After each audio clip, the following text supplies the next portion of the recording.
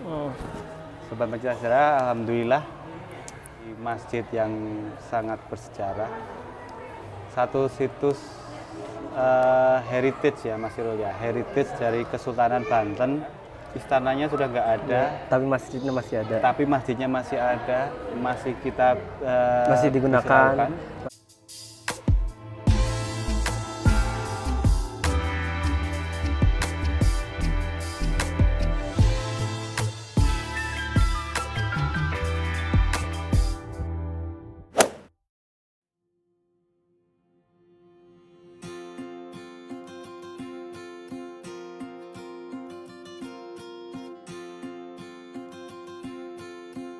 Tapi masjidnya masih ada. Tapi masjidnya masih ada, masih kita Masih bisa digunakan. lakukan. Masih Masih merupakan salah satu pusat keagamaan. yang boleh dibilang masih sangat utuh representatif, bahkan sangat berkembang. Jadi bangunan-bangunan aslinya pun masih ada.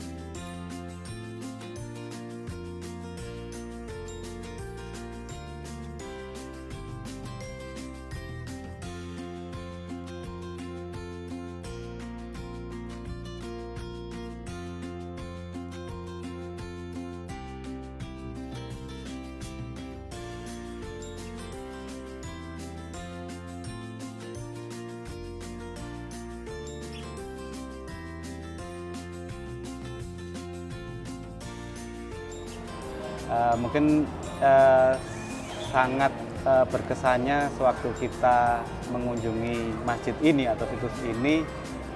Kadang-kadang di beberapa situs yang lain itu sudah terjadi modernisasi yang menumpuk bentuk-bentuk aslinya, tapi di masjid ini alhamdulillah kita melihat kita menemukan masih sangat asli.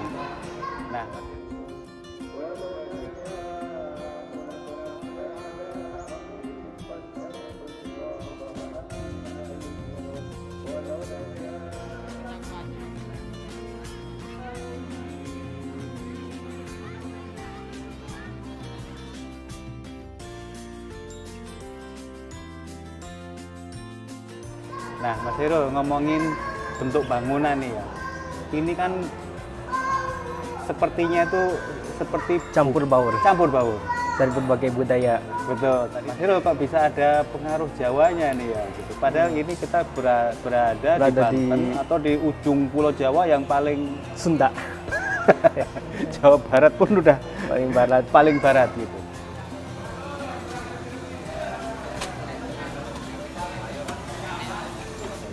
Ya pertama kan yang mungkin kelihatan paling jelas itu kan adalah arsitektur Jawa Mataramnya ya, terutama dari Jawa Tengah, Jawa Timur.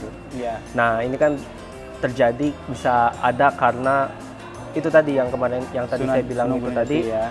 karena dikuasai oleh Sunan Gunung Jati dan dibangun pertama oleh Maulana Yusuf pada pertengahan abad ke-16 yang pada waktu itu merupakan vasal atau bawahan dari Kerajaan Demak yang sangat dipengaruhi. Cirebon ya Demak ya.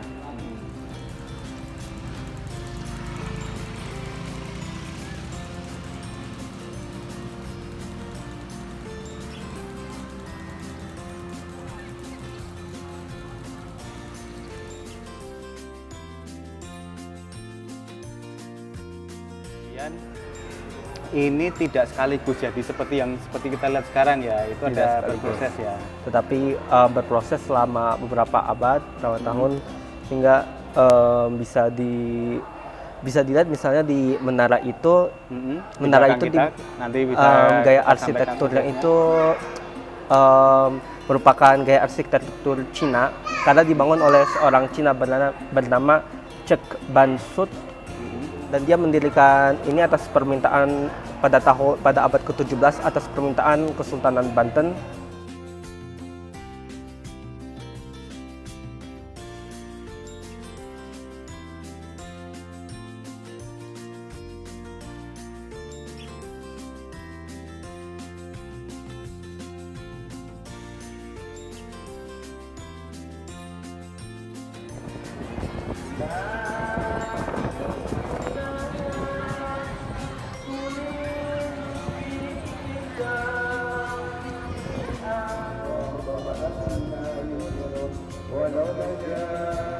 Menaranya itu ya sangat landscape yang sangat terkenal sendiri, dan itu menurut referensi ya zaman Belanda dulu, dari beberapa berita-berita di media di Belanda itu selalu disebutkan tentang menara ini, karena menara ini tempat buat azan ya, kalau nggak salah ini tempat buat azan, tapi bentuknya seperti mercusuar gitu.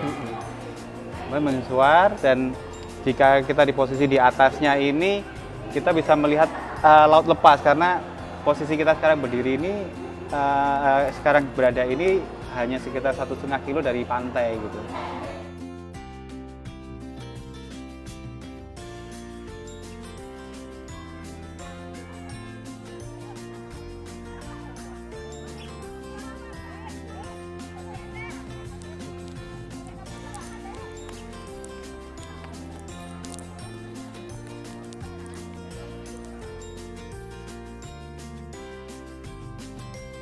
Selain itu kita juga bisa melihat ada bangunan Kiamah Pavilion di yang di samping. Istilahnya kayak pavilion itu loh. Yang dibangun oleh orang Belanda namanya Hendrik Lucas Cardil. Hendrik Lucas Cardil yang merupakan orang Belanda yang masuk Islam. Oh, menarik ya.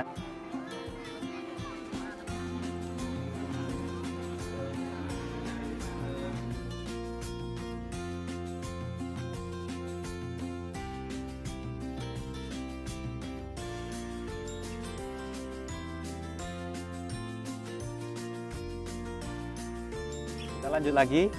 Sekarang kita beranjak ke spot yang cukup baru.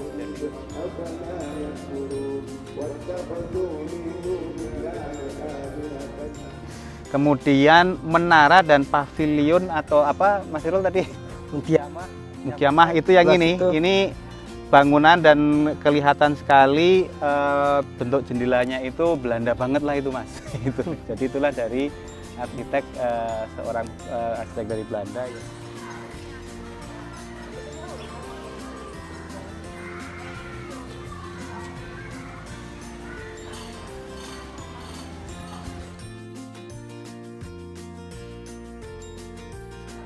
Sama ada atapnya juga tuh Mas Irul. Ya, atapnya yang bertingkat seperti pagoda. Ya, seperti pagoda, 5 tingkatan.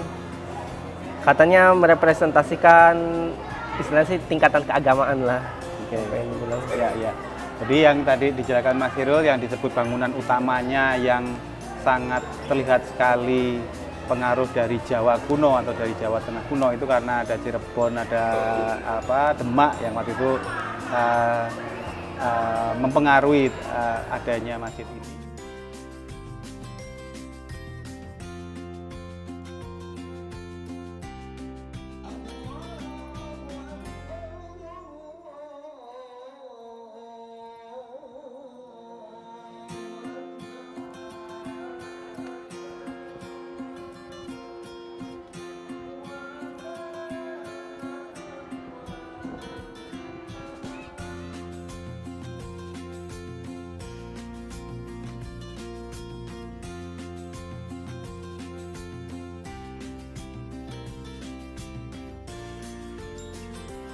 Itu masjid yang ada 5 limas ya.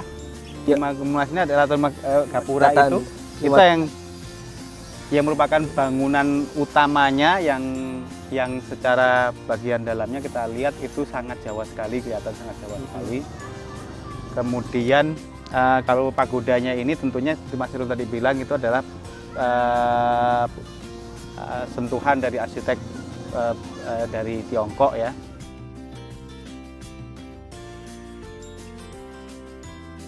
Ini adalah yang kita sebutkan masjid intinya adalah yang di belakang kita ini.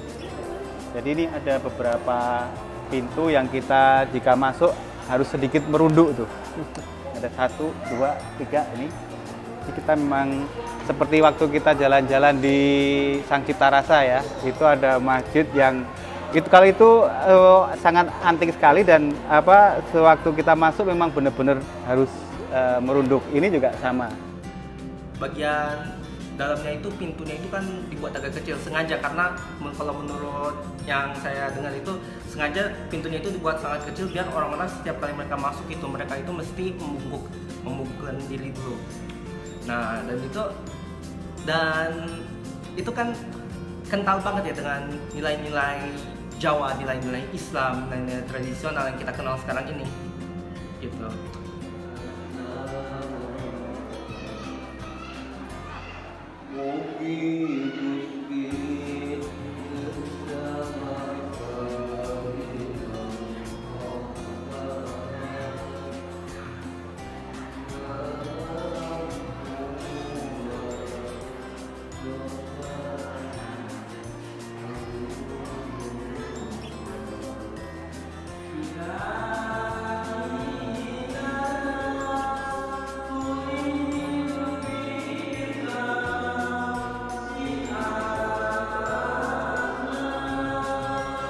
Ini hanya sekitar 200-300 meter itu sudah pagar dari Istana Surosowan.